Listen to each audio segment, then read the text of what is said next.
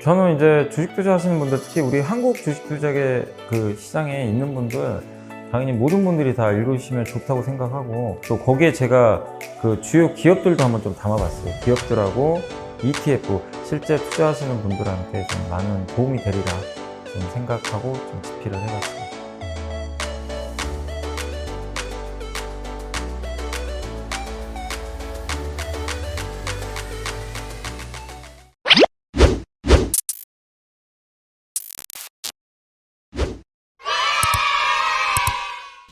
네, 안녕하세요. 이베스트 투자증권의 염승환 이사입니다. 오늘 M트렌드 이렇게 또 시간이 돌아왔는데요. 이제 구독자 여러분들도 되게 이제 이 자동차, 특히 이제 모빌리티에 대한 관심들을 또 많이 갖고 계시고, 저희가 여기서 뭐 사실 뭐 2차 전지도 소개하고, 그다음에 자동차, 뭐 여러 가지 다양한 연구원분들 좀 모시고, 이 트렌드, 그러니까 모빌리티 트렌드에 대해서 한번 좀 다양하게 좀 다뤄봤는데, 오늘은 또 많은 분들이 또 궁금해 하시는 이 테슬라 또 AI 데이가 좀 이제 얼마 안 남았는데, 요 개최를 앞두고 또 국내 또 대표적인 전문가 한 분을 좀 모시고 한번 또 얘기를 들어보겠습니다. 물론 이제 테슬라 얘기만 할 건 아니고 또 현대차 그룹 전반적으로 또 얘기도 해주신다고 하니까 좀 기다려 주시면 좋겠고, 저는 사실 개인적으로 이렇게 제가 보고서는 많이 봤는데 이게 또 처음 대면하는 건 처음이거든요. 근데 바로 대신증권의 이승환 자동차 연구원이십니다. 안녕하세요. 안녕하세요. 네, 네, 안녕하세요. 반갑습니다. 이렇게 또 만나뵙게 돼서 너무 좀 반갑고요. 영광입니다. 예, 아닙니다. 요새 뭐 자동차 쪽에 조금 약간 그 개인 투자분들이 조금 관심들이 좀 사그라들긴 했는데, 그래도 사실 그 작년하고 올해까지 보면 자동차가 또 우리나라 시장의 주인공이었잖아요. 좀 작년하고 올해까지 봤을 때 좀 어떠세요? 그러니까 이쪽 섹터를 담당하시는 분의 입장으로서 지난 1년간의 좀 어떤 뭐 느낌이라고 할까, 좀 자동차가 그래도 옛날에 비해서는 네. 좀 대접을 좀 잘 받고 있다, 이렇게 좀 보시는 건지. 그렇죠. 네. 그 우선 한 10년 전에 차화정 때 좋았다가 예, 맞아요. 이제 2014년에 현대차에서 이제 한전부지를 사면서 그때부터 이제 조금 많이 힘들었었어요. 네. 뭐 한전부지도 하나의 그냥 영향이었겠죠. 그때부터 실적이 안 좋았죠. 그래서 한 5년 고생했죠. 5, 6년 고생하다가 네. 이제 작년 코로나를 어떻게 보면 계기로 작년 한 7월부터 해서 이제 정부에서 이제 약간 그린 뉴딜 정책이 나오면서 현대차의 수소가 약간 부각을 받아서 그때부터 주가가 많이 뛰었어요. 그래서 뭐 한 10만 원 중반까지 갔다가 올해 초가 뭐 애플카 때문에 정말 많이 올랐었죠. 그쵸. 네, 차화정 때 전고점을 뚫고 그랬다가 이제 다시 좀 사그러들어서 그리고 이제 이 반도체 공급 부족 때문에 약간 좀 주춤했다가 다시 올랐다가 한 5월, 6월에 다시 지금은 이제 약간 이 반도체 공급 부족에 대한 이제 완화 속도가 조금 늦어지는 것 같아서 네. 뭐 약간 조정을 받는다기보다는 그건 좀 쉬고 있다라고 보시면 좋을 것 같습니다. 네. 그래도 이제 우선 자동차 섹터 자체로 보면은 과거 한 5년, 6년 전보다는 그냥 이 섹터의 멀티플이 올랐어요.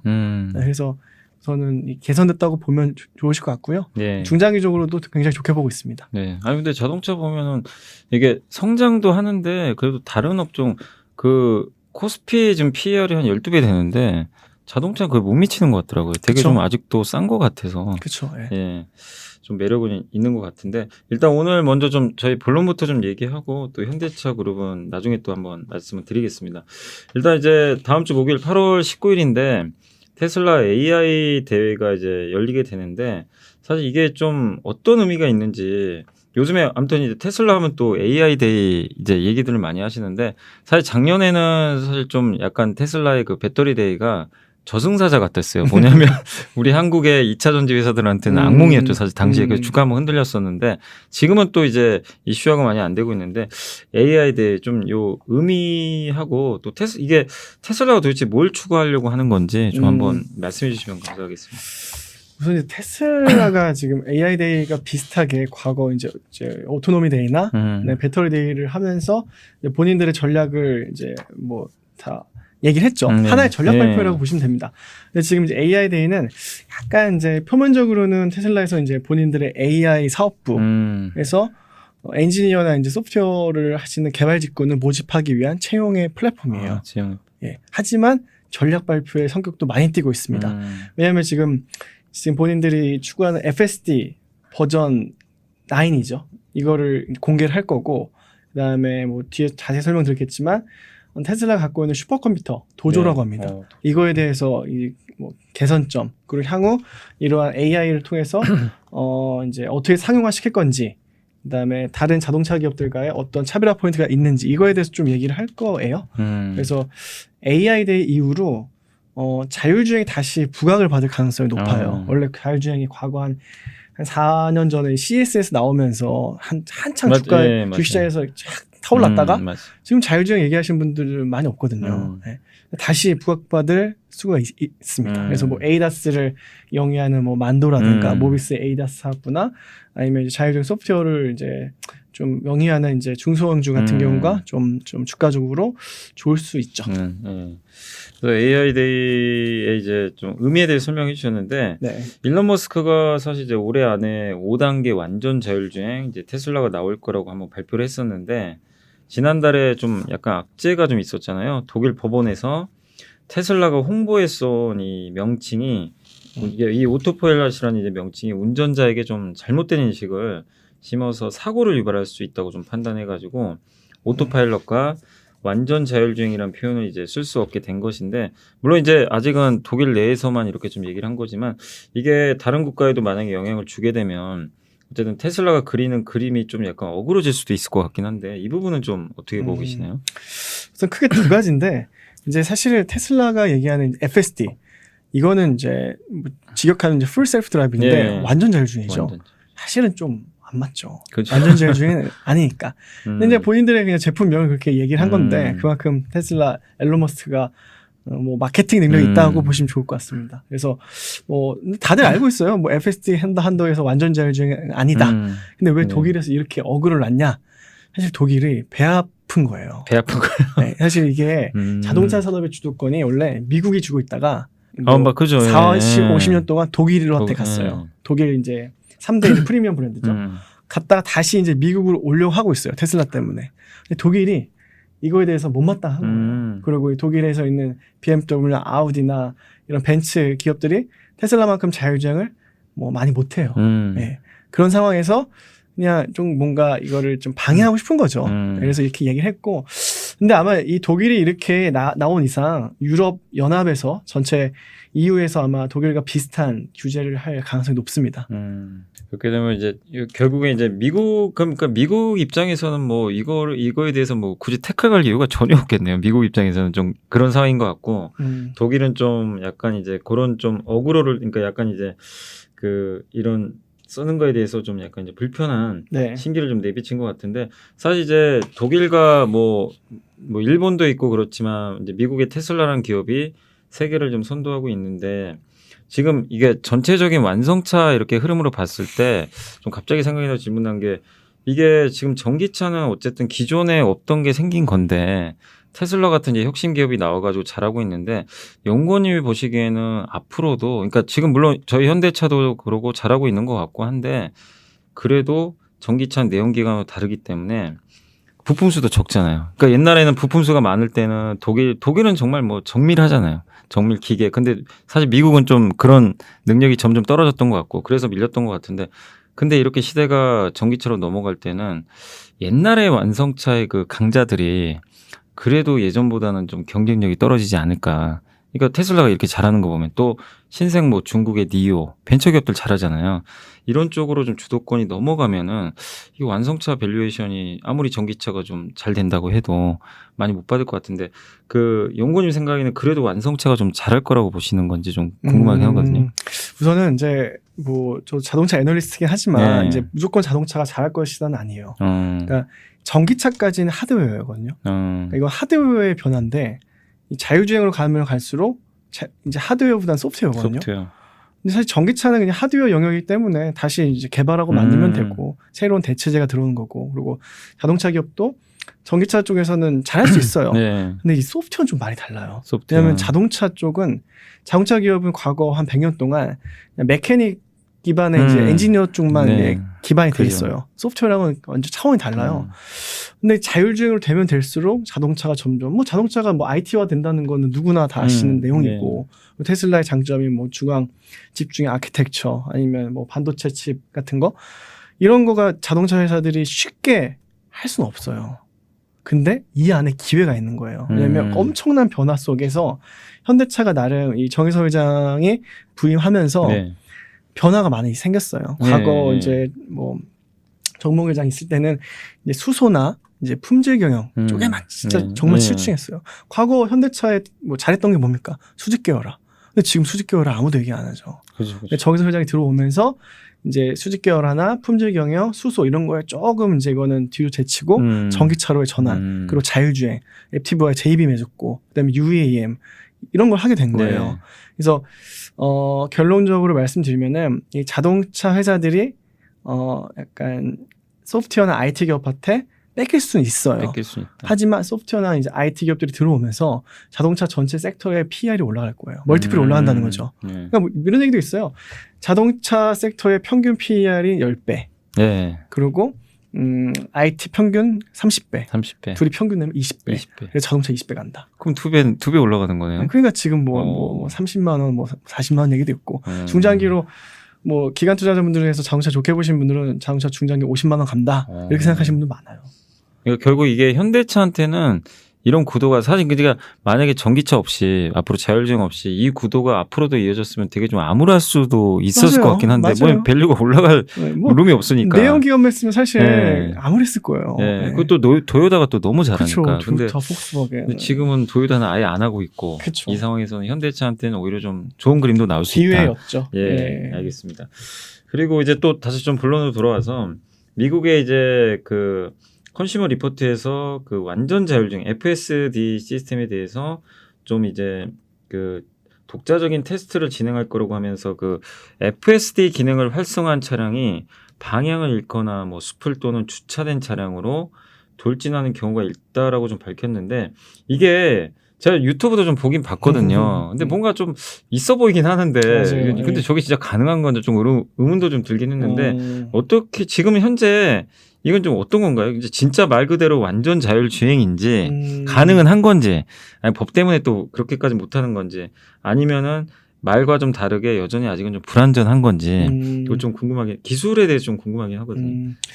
우선은 그 불안정하다고 말씀드릴 수 있고요. 그리고 이게 좀 왜곡이 된 게 테슬라를 좋아하시는 특히 이제 외국 특히 이제 북미 소비자분들은 아시다시피 북미는 하이웨이가 대부분이에요. 근데 하이웨이, 그러니까 고속도로에서는 완전 자율주행이 돼요. 아, 돼요? 됩니다. 근데 이제 고속도로 아니고 도심, LA나 뉴욕이나 시카고나 이런 도심에서는 쉽지 않아요. 너무 복잡하기 때문이죠. 근데 대부분 북미는 이제 뭐 도로가 80% 이상이 고속도로이기 때문에 좀 더 자유롭게 되는 거고 국내로 오면 이게 쉽진 않아요. 그래서 국내 이제 뭐 경부고속도로나 이런 좀 큰 도로에서만 되는 거지 서울 도심에서는 쉽지가 않거든요. 하긴 너무 복잡하죠, 진짜. 그렇죠. 위험해요. 그리고 맞아요. 서울 도심에서 이 오토파일럿이나 기능을 딱 키면은 못 키게 돼 있어요. 아, 그래요? 테슬라가 끄라고 합니다. 못 키게 됐어요. 강제로. 너무 복잡하기 때문에. 너무 복잡하니까. 그래도 이제 테슬라 같은 경우는 이제 자동차 기업 중에선 가장 이 자율주행을 상용화한 기업은 맞아요. 네. 뭐 고속도로 차선 변경이라든지 최근에 이제 FSD 중에서 이제 비보호 좌회전 이런 거는 가장 뛰어나죠. 비보호 좌회전까지 한 자동차 기업은 없습니다. 아직은. 그래서 하지만 완전 자율주행은 아니다. 그래서 테슬라를 좋아하시는 분들이 뭐 가령 뭐 요새 골프장 갔다 왔는데 가는 내내 핸들 놓고 갔다 왔어. 잠자면서 갔어. 새벽에 뭐 골프 치러 갔는데 자면서 갔어. 이런 얘기 하시는데 이건 약간 좀 왜곡이에요. 조심하셔야 됩니다. 자면 안 됩니다. 지금. 예, 그래서 아직은 좀 갈 길은 좀 남아 있다. 네, 잘하고 있지만 남아 있다. 예. 그렇다면 근데 이 시점에서 그러면은 이제 테슬라가 이제 AI 데이를 통해서 어쨌든 자기네들의 어떤 기술의 우수성을 좀 밝히려고 하는 게 그래도 좀 가장 큰 목적이 될까요? 네, 맞습니다. 그 테슬라 자율주행을 구현을 하려면 크게 세 가지가 필요해요. 우선 라이다, 그다음에 레이더, 그다음에 카메라가 필요한데 라이다가 가장 비싸고 고급 제품이고요. 그다음에 이제 레이더, 그다음에 이제 카메라입니다. 근데 뭐 자율주행의 양대 진영이라고 해요. 하나는 테슬라, 하나는 이제 구글인데 구글의 웨이모인데 테슬라는 카메라랑 레이더만을 사용해서 자율주행을 구현을 하려고 하는 기업이고 구글의 웨이모, 그다음에 GM의 크루즈, 현대차의 앱티브 이런 경우는 라이다, 레이더, 카메라 다 씁니다. 근데 이제 이런 다 쓰는 경우는 주로 완성차의 진영이고 이제 테슬라의 진영은 극소수예요. 그러니까 그만큼 본인들의 이제 엣지를 얘기를 하고 싶은 거예요. 우리는 완성차와 다르게 차별화된 방법을 한다. 하지만 너네들보다 상용화 빨리 할 수 있다. 굉장히 진취적인 거죠. 근데 그런 식으로 해서 좀 홍보하려고 하는 이제 목적을 갖고 있습니다. 제가 사실 이제 예전에 2018년도에 한번 그 CES를 진짜 갔다 온 적이 한 번 있어요. 그때 뭘 본 게 아직도 기억나냐면 그 라이다 센서를 진짜 봤어요. 그 차에 이렇게 위인가요? 이렇게 돌아다니더라고요. 네. 네, 그래가지고 처음에 보면서 저 차에 어떻게 달고 다니지? 아니, 너무 크니까 맞아요. 미관도 안 좋고 저는 그래서 이건 아닌 것 같다. 저는 솔직히 그랬어요. 이게 자율주행의 미래라고는 막 그때 얘기는 하는데 이걸로 나오면 큰일 나겠다. 맞아. 이거 누가 사고 다니냐. 근데 이게 변했어요. 네, 변했어요 지금은. 이게 과거 3년 전에 그 라이다가 방금 말씀하신 게 벨로다인. 벨로다인 맞아요. 벨로다인. 위에 차가 이제 동그랗게 무슨 뭐 접시 마냥 동그랗게 다는 건데 그게 괴상해요. 미적인 거 저런 차를 어떻게 사요? 예, 그러니까요. 그게 이제 뺑글뺑글 돌면서 주변을 탐지하는 건데 그게 또 1,000만 원 이상이에요. 비싸요. 비싸요. 근데 지금은 그게 20만 원까지 내려갔어요. 왜 이렇게 싸졌어요? 이게 뭐 우와. 기술이 발전하고 이제 한 4, 5년 됐으니까. 그리고 그런 동그란 이제 빙글빙글 도는 라이더가 아니고 이게 이제 전용 용어로 솔리드 스테이트라고 하는데 네. 조그만 칩으로 바뀌었습니다. 그래서 그거를 자동차 이제 사이드 미러, 사이드 미러 전방에 이거를 카메라나 레이더처럼 꽂아 넣을 수가 있어요. 그러니까 미관상 전혀 문제가 안 되는 거죠. 이제 괜찮네요. 네, 그래도 이제 가격은 뭐 레이더 카메라보다 좀 비싸긴 한데 그래서 라이다가 결국 가격이 내려갈 거예요. 근데 원래 테슬라 앨런 머스크가 라이다를 안 쓰려고 한 이유가 비싸고 미관상 안 좋아서 쓰는 건데 이게 생각보다 빠르게 바뀌고 있어요. 그러네요. 네. 그러니까 이게 만약에 카메라나 그런데 이렇게 약간 너무 티 나지 않게 좀 그렇게 넣어놓으면 지금 사실 우리 요즘에 나오는 자동차들 보면 앞에 이제 앞쪽에 범퍼 같은데 카메라 숨겨져 있잖아요. 네. 그러니까 약간 이제 그런 식으로 될 수 있다는 거죠. 맞습니다. 그러면 굳이 뭐 라이다가 훨씬 카메라보다 위에 있다면 사실 뭐 안 쓸 이유는 없는 것 같긴 한데 어쨌든 저도 이제 그 라이다 이게 아까 얘기하셔가지고 갑자기 생각이 나서 너무 이렇게 커가지고 좋은 말씀하신 것 같아요. 네. 아무튼 지금은 좀 기술력이 바뀌어서 좀 좋아졌다고 생각하시면 좋겠고 네. 그 이제 AI 데이가 이제 열릴 텐데 그러면 이게 자동차 산업에는 좀 어떤 영향을 좀 줄 거니까 전체적인 어떤 그림에서 자동차 업종에는 그러니까 뭐 현대차에도 영향을 좀 줄 것 같긴 한데 좀 어떻게 그건 좀 보고 계세요? 그 제 개인적인 생각인데 배터리 데이 땅은 좀 다를 거예요. 배터리 데이는 이 전기차에 대해서 자동차가 이거를 내재화할지 말지 굉장히 고민을 하던 시점이었고 그리고 테슬라가 이거를 이렇게 전기차를 배터리까지 내재화한다고 하니까 시장에서 굉장히 좋은 반응을 보였고 그 다음 이제 폭스바겐, 그다음 뭐 볼보, 스텔란티스까지 다 내재화한다고 하는 입장입니다. 그래서 이런 방향을 가는 건데 AI들이 좀 다른 게 이미 다 자동차 기업들이 이미 진영이 나눠져 있어요. 그래서 이거를 바꾸기 쉽지가 않아요. 왜냐하면 또 이미 개발이나 투자를 다 이렇게 해왔고 자동차도 그렇게 개발을 하고 있기 때문에 이 배터리 데이처럼 뭔가 새롭게 투자를 한다 그런 건 이제 없을 거고 다만 시장에서 보는 뷰가 중요해요. 테슬라가 그렇게 발표를 하고 나서 시장에서도 라이다를 안 써도 되나 보네. 카메라만으로도 자율주행이 되나 보네. 그러면 테슬라의 입장을 이제 반영이 되는 거고 카메라 기반으로 하는 이제 기업들 몇몇 있어요. 그런 기업들의 이제 주가가 오르겠죠. 이게 자동차 산업에서는 영향 크게는 없어요. 왜냐면 이미 다 나눠져 있어요. 다 반영이 돼 있고. 그래서 이제 시장에서 이걸 얼마큼 좋게 보냐가 문제인 것 같아요.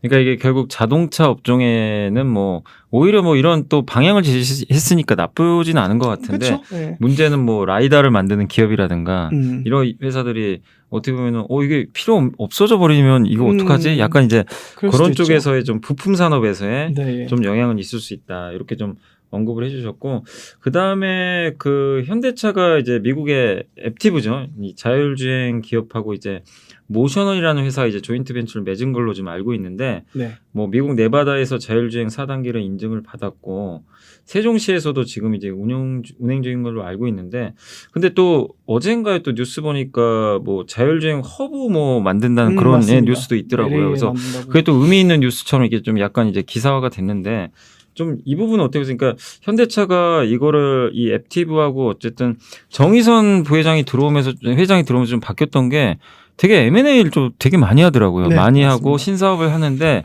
거기서 좀 가장 중요한 회사가 앱티브 같은데 지금 시장의 평가는 좀 어떻고 또 앱티브하고 이 모셔널이 좀 추구하는 방향이 결국 현대차의 방향과 이게 일맥상통해서 결국에 현대차가 테슬라보다 좀 자율주행 쪽에서 좀 선점할 수도 있을지 좀 궁금하긴 하거든요. 우선 이제 앱티브는 그 구글의 웨이모랑 GM의 네. 크루즈와 결을 같이 하는 기업이고요. 예. 그래서 이 지금 완성차 기업들이 자율주행을 어떻게 전략을 짜냐면 투트랙이에요. 레벨 3까지는 일반 이제 B2C로 네. 가려고 하고 레벨 4 이상은 B2B로 가려고 합니다. B2B. 그래서 이제 로보택시라든가 아니면 지금 이제 앱티브나 모셔널이 하려고 하는 거예요. 근데 지금 앱티브는 레벨 4 이상을 추구하는 이제 비즈니스 모델이에요. B2B죠. 네. 예, 그래서 로보택시랑 연관이 되는 거고, 그래서 이런 식으로 시장에서도 인지를 하고 계시고, 이제 테슬라는 좀 달라요. 테슬라는 아예 처음부터 상용화가 먼저였어요. 상용화를 해가지고 레벨 2부터 야금야금 레벨 3 갔다가 여기서 혹시 더 잘 되면 레벨 4까지 가는 거고, 완성차들은 아예 이제 두 가지로 나눈 거예요. 레벨 3까지는 B2C로 ADAS 위주로 집어넣고, 레벨 4는 아예 완전 다른 이 개발 방향으로 해가지고 가는 겁니다. 그래서 현대차 같은 경우는 ADAS 부분은 이제 모비스와 만도를 통해서 레벨 3까지만 구현을 하고, 앱티브를 통해서는 레벨 4 이상을 가는 거예요. 테슬라는 아예 처음부터 그냥 그 구분을 두지 않고 가는 거죠. 그래서 어느 기업이 선점할 거라는 건 조금 어려워요. 왜냐하면 지금 상황에서는 아예 추구하는 전략이 다르고, 사실 뭐 레벨 4 이상을 누가 더 잘하냐, 지금으로서는 완성차 진영이죠. 네, 근데 하지만 이거는 상용화가 안 되었으니까. 네, 테슬라는 상용화를 기반으로 점점 지속적으로 가는 거고, 그래서 어디가 먼저 갈지는 아무도 몰라요. 그러니까 이게 지금 이제 자율주행하면 이제 많은 분들이 생각을 사실 하는 게, 그럼 이제 내 차가 자율주행이 되니까 내가 이제 운전을 안 해도 된다. 근데 이런 개념보다는 이거는 사실 이제 약간 테슬라의 개념인데, 현대차나 다른 완성차의 지금 개념은 그게 아니라 일단 상업용으로 지금 한다는 거잖아요. 그쵸. 그러니까 예를 뭐 택시라든가 뭐 나중에 UAM도 버스라든가, 하겠지만, 예. 그럼 그런 쪽이면, 근데 그러면은 그게 각각의 제가 봤을 때, 아니 저는 그래도 이게 승용차 시장이 훨씬 크니까 현대차나 완성차도 이쪽으로 가는 게 맞지 않나요? 테슬라처럼 시장이 큰 데에서 노는 게 아니면 그렇죠. B2B도 큰 건가요? 크다고 봐야 되는 건지. 그러니까 B2B가 B2C보다 훨씬 작죠. 네. 근데 왜 그러냐면 예. 레벨 4가 되려면은 모든, 그러니까 자동차뿐만 아니고 인프라조차 IT로 바뀌어야 돼요. 인프라. 그러니까 현실적으로 단기간 쉽지가 않아요. 않고. 근데 이제 B2B, 그러니까 택시나 아니면 버스, 그러니까 이 특정 구간만 운영하는, 그러니까 이걸 헤일링이라고 하거든요. 특정 구간만 운영한다고 하면 그 구간이 판교 신도시, 송도, 아니면 런던, 네네. 중국의 특정 이제 신도시, 계획도시, 이런 데 인프라를 깔 수가 있어요. 그 한에서만. 그래서 이제 이걸 이제 플릿이라고 해요. 그런 B2B 모델로만 하면 레벨 4 이상을 가장 빠르게 구현할 수가 있으니까. 근데 레벨 4를 B2C로 하면은 쉽지 않아요. 왜냐면 뭐 제가 만약에 지금 서울에서 운전하는 경우 그래도 괜찮을 텐데, 뭐 수도권이나 아니면 지방까지 네네. 간다고 하면은 그 지방에 있는 인프라까지 다 IT가 돼야 돼요. 통신이거든요, 이게. 그러면 현실적으로 모든 국토에서 완전 자율주행은 쉽지 않아요. 단기간엔. 그래서 정확히 이해를 했어요. 그러니까 이게 우리가 생각하는 거랑 다르게 사실 중요한 게 인프라가 깔려야 되는데, 그렇죠. 거기서 당장 이걸 하려면 승용차 이쪽으로 하려면은 너무나 많은 또 비용도 들어가고, 그러다 보니까, 근데 이제 말씀하신 대로 특히 버스 같은 경우는 일정 노선을 돌아다니니까, 그렇죠. 그럼 그건 진짜 하기가 뭐 할만한 거죠. 쉽지는 어렵지, 그렇게 네. 승용보다 좀 어렵지 않으니까. 그렇게 보면은 충분히 지금 현대차의 어떤 이런 B2B 사업에 대해서는 저도 좀 충분히 좀 이해가 가고요. 그리고 얼마 전에 이제 요새 자꾸 얘기가 나오는 게 애플카 관계자들이 뭐 와가지고 뭐 SK그룹을 만나고 갔니, 뭐 뉴스에 나왔더라고요. 네. 그래서 뭐 원래는 중국하고 한다는 얘기가 처음에 있었던 것 같긴 한데, 그쵸. 예. 근데 갑자기 이제 한국에 왔다고 하니까. 네. 근데 어쨌든 이게 올해 초에 애플카 이슈가 있었고, 네. 근데 저는 이제 왠지 그게 모르겠습니다. 애플이 원래 또 비밀을 좀 되게 좀 중요시하니까 언론 노출을 안 할 것 같긴 한데, 요게 국내 기업들하고 이렇게 자꾸만 이렇게 뭔가 연결고리가 있다는 거는 애플이 추구하는 자율주행 전기차에서 결국에는 뭐 일본도 물론 있을 수도 있겠지만, 네.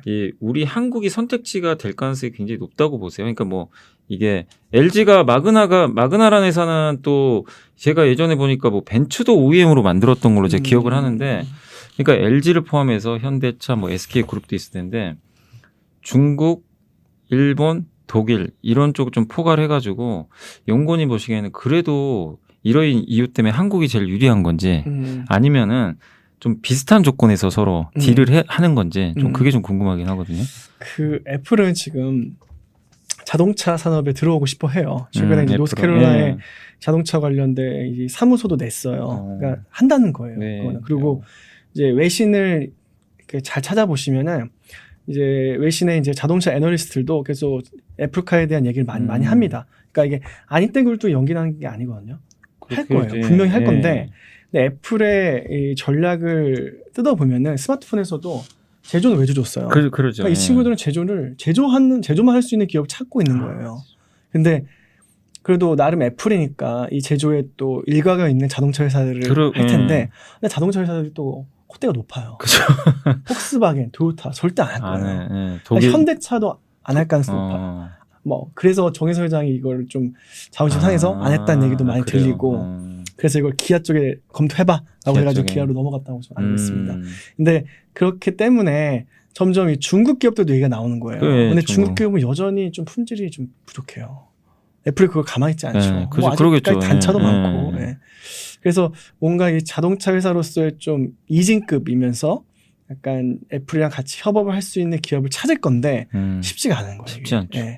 또 이걸 또 뭐 스텔란티스가 할 수 있는 것도 아니고 그래서 이제 LG 얘기가 나오는 게 또 지금 LG랑 또 마그나랑 합작하면서 종합 부품 회사로 가고 있고 또 마그나가 위탁 생산도 한 적이 있잖아요. 그래서 이게 이제 가능성이 높다고 하는 건데 사실 마그나는 위탁 생산은 해본 적 있어도 자동차를 설계해 본 적은 없어요. 설계는 안 해봤고. 근데 애플도 자동차 설계를 못 해요. 저는 궁금한 게 그러면 누가 자동차 설계하지? 그러니까 애플은 분명히 자동차에 들어가는 여러 가지 IT나 이제 소프트웨어 OS는 충분히 할 수 있을 거예요. 자율주행이나 뭐 배터리까지. 근데 그냥 일반적인 전통적인 자동차 설계, 뭐 서스펜션이나 아니면 에어백이나 정말 이 엔지니어적으로 세팅 값을 찾고 하는 과정을 누가 할 건지. 뭐 마그나가 할 수도 있겠지만 마그나는 이걸 해서 상용화 시킨 적은 없어요. 그냥 마그나가 했던 위탁 생산 뭐냐? 그냥 설계 도면 다 갖고 와가지고 그냥 그대로 만들어주면 하는 거예요. 근데 그 설계 도면을 누가 짤 건지 애플 못 짜거든요. 그게 설계라니까 저도 그 생각은 한 번도 안 해봤는데 그냥 저도 되게 쉽게 생각을 했는데 오늘 이제 연구원님 말씀 들어보니까 쉬운 게 아닐 것 같다는 생각인데 이게 설계도라는 게 현대차도 설계를 하잖아요. 그렇죠. 이게 근데 요새 보면 뭐 갑자기 신생 막 그 자동차 회사도 나오니까 전기차에 그래서 저도 좀 쉽게 봤는데 이게 결코 쉬운 게 아닌 건가요?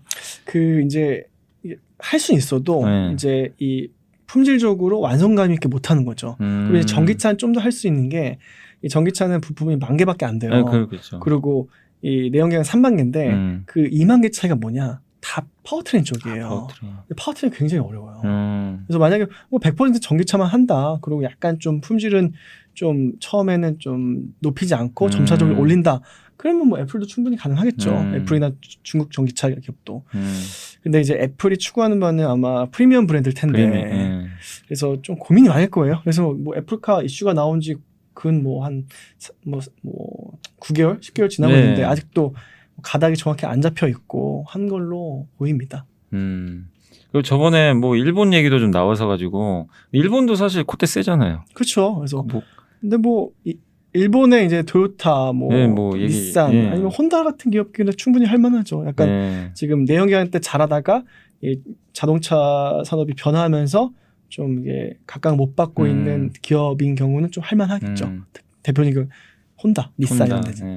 그건 어떻게 보세요? 갑자기 생각난 그 예전에 기사 보니까 폭스콘도 얘기 나오던데 막 자기네도 뭐 전기차 하겠다고. 그래서 근데 좀 가능성이 있는 얘기인가요? 뭐 폭스콘도 이제 전기차만 할 거면은 충분히 가능하다고 봅니다. 다만 뭐 아직 양산도 해본 적 없고. 그러니까. 근데 이게 자동차가 좀 어려운 게 이게 안전이 걸려 있어요. 그렇죠. 맞아요. 익명이에요. 사실 리콜이 무시 못해요. 지금 현대차나 기아 주가 왔다 갔다 하는 것도 리콜도 엄청 관련돼 있고. 아니 좀 잠잠하면 꼭 한 번씩 나오긴 하더라고요.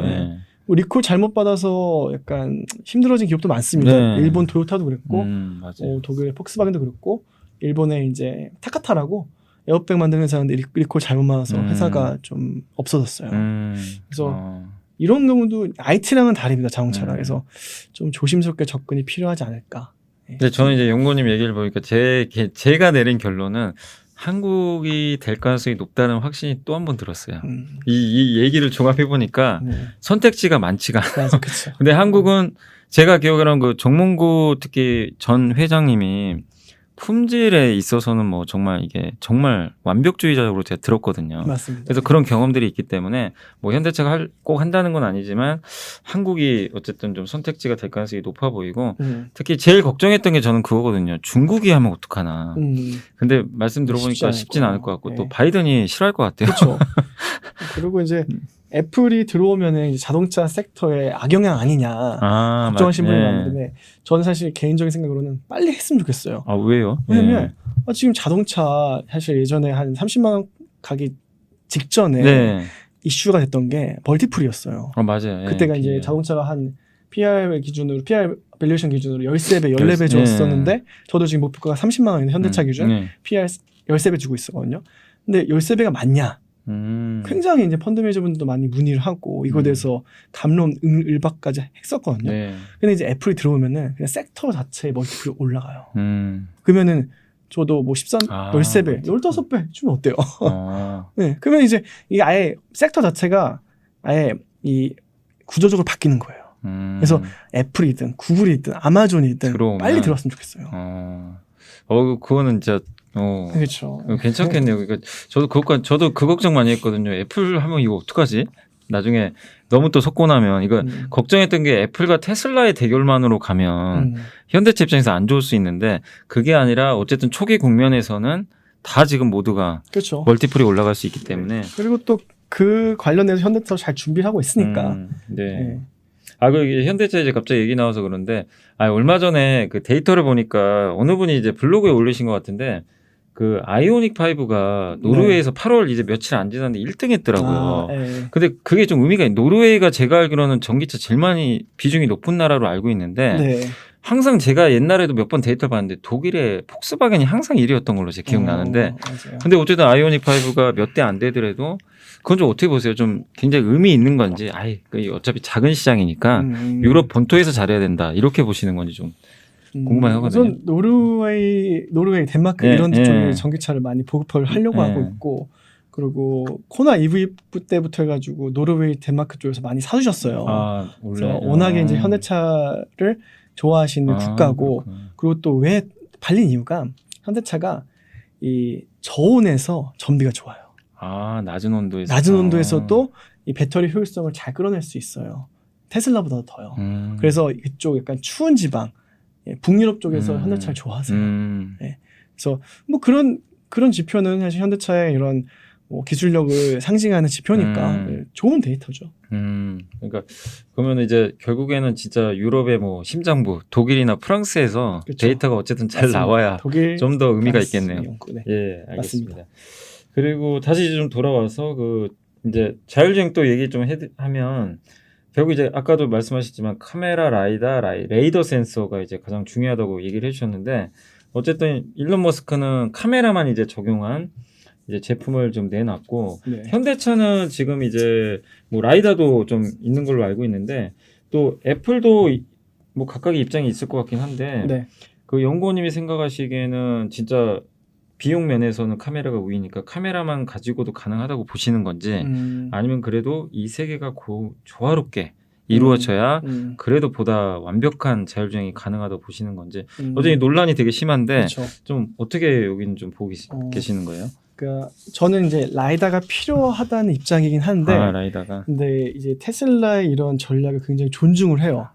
이게 테슬라의 전략이 성공하면 정말 이 경영학 교과서에 나올 정도의 모델이 될 거예요. 케이스가 될 거고 그 이유가 뭐냐면 지금 라이다를 쓰는 경우는 다 구글이나 애플도 쓰고 그다음에 GM, 현대차 쓰는데 테슬라는 라이다가 좀 비싸고 심리적으로 안 좋기 때문에 이제 레이더랑 카메라만으로 이제 한 거예요.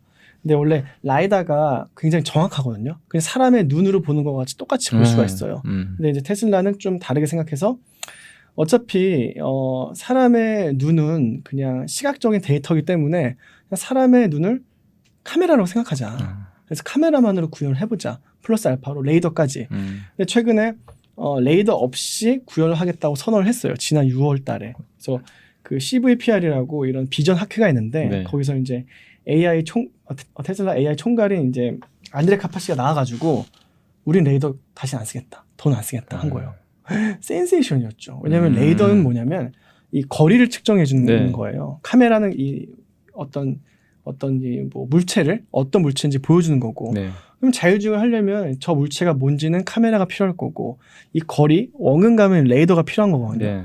그리고 이제 라이다 같은 경우는 거리랑 물체까지 다 할 수가 있어요. 한꺼번에. 근데 레이더가 빠지면 어떻게 어긋감을 너네가 알아? 네. 물어보니까 이 테슬라 쪽에서는 레이더가 좀 문제가 있다.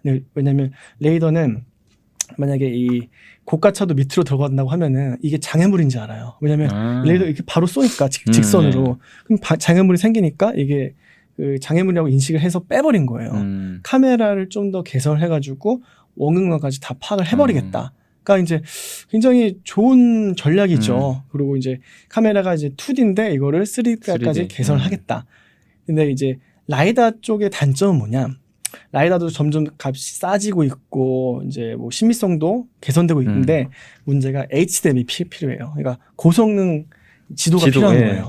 근데 자율주행 구현하려면 이 맵이 그러니까 지도가 많이 필요하고 뭐 지방까지 필요하고 뭐 시골까지 필요한 거죠. 근데 테슬라의 방식은 그 맵이 필요가 없어요. 그냥 카메라 자체를 딱딱딱 보면 되는 거니까. 네. 그래서 근데 단점은 카메라는 추정이고 라이다는 팩트예요. 근데 또 자동차는 또 안전이랑 연관이 돼 있어요. 그죠. 그럼 카메라가 과연 안전할까 100%? 지금 테슬라에서는 카메라만 써가지고 개선된 게 74%까지 올라왔다고 해요. 근데 구글의 라이다는 99%까지 인지가 돼요. 그럼 나머지 테슬라 25%는 그것 때문에 사고가 날 수도 있어요. 근데 또 라이다를 사용하는 것보다 훨씬 상용화할 수 있죠. 왜냐면 HDMI 필요 없으니까. 그래서 굉장히 재밌어요, 여기가. 어디가 이길지 몰라요, 아직. 근데 만약 테슬라 이기면은 정말 굉장히 그 차별화된 전략으로 이 시장을 이긴 거기 때문에 저는 굉장히 좋게 보지만 그래도 좀 더 지켜봐야 되지 않을까 하는 입장입니다. 그래서 되게 재밌는 영역이에요, 여기가. 되게 결론이 어떻게 날지 모르겠는데 저는 개인적으로 자동차, 그러니까 지금 이제 얘기를 들어보니까 자동차는 근데 제일 중요한 게 가장 그 인간의 생명이잖아요. 네. 이 안전이 중요하니까 그 방금 말씀하신 게 의미가 있는 거죠. 라이다는 팩트니까 라이다도 이게 들어가지 다 되는 거 아닌가? 왜냐하면 뭐 세계 각국 정부에서 자율주행 승인을 내줄 때 이게 아무리 테슬라가 좋아도 라이다를 선호할 거는 같아요. 네. 이 안전 문제 때문에. 안전 문제 때문에. 좀 그거를 사실 테슬라가 어떻게 극복하냐가 또 중요한 문제가 될 수도 있겠네요. 맞습니다. 예. 자, 그리고 이제 그 국내 투자들이 사실 이제 테슬라에 대한 아직도 갖고 계신 분들 많이 계시는데 주가가 좀 고점 대비해서 좀 빠져 있잖아요. 근데 이제 테슬라가 정말 사랑을 많이 받았다가 요즘에는 시들시들 좀 해줬습니다. 또 여러 가지 불미스러운 일도 있었죠. 뭐 비트코인 관련해서도 그렇고 자꾸 좀 일론 머스크의 좀 기행적인 행동들에 좀 실망해서 그냥 파신 분들 좀 계실 것 같긴 한데 이번 AI 어떻게 좀 보세요? AI 데이를 통해서 일론 머스크가 다시 좀 자존심을 회복할 수 있다고 좀 보시나요? 네, 저는 그럴 수 있다고 봅니다.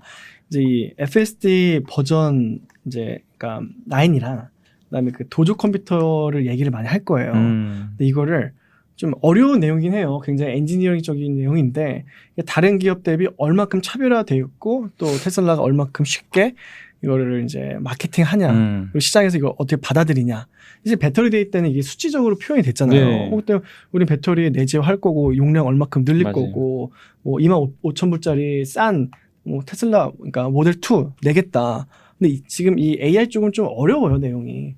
근데 아마 다른 기업들보다 충분히 차별화된 내용을 얘기할 수 있을 거고 이게 더 주가에 반영이 된다고 하면은 테슬라 주가는 다시 회복을 하고 저는 뭐 테슬라 주가는 더 갈 수 있다고 봐요. 알겠습니다. 이번 AI 데이 한번 기다려보겠습니다. 마지막으로 그 현대차하고 이제 기아가 그래도 이제 저희가 촬영한 날 분위기는 좀 괜찮은데 최근에 좀 약간 시들시들했는데 근데 주가도 저평가된 것 같고 나름대로 모멘텀도 많은 것 같은데 근데 주가가 어쨌든 다시 한번 이제 1월 달만큼은 아니더라도 점진적인 우상향이 나오려면 그 좀 조건들이 있을 거 아니에요. 좀 연구원이 보시는 좀 그런 레벨업의 좀 조건이 뭐라고 좀 생각을 하고 계세요? 우선은 지금 코로나19랑 반도체 공급 부족 현상이 다 회복이 안 됐어요. 아직은. 그러니까 과거 19년 대비 지금 생산 물량이 85%밖에 안 돼요. 근데 이게 100%가 되는 게 가장 중요하고 그래서 원래 100%에 가깝게 되는 게 하반기 될 줄 알았어요. 그래서 상반기 말에 막 모든 증권사들이 하반기 주도주로 자동차 많이 미셨어요. 네네네, 맞아요. 많은 분들도 자동차 좋아하시고. 근데 지금 주가가 왜 이 모양이냐? 지금 생각보다 이 반도체 공급 부족 현상이 완화된 속도가 좀 늦어요. 그러니까 이게 3분기면 다 될 줄 알았는데 4분기로 이연됐다고 생각하시면 돼요.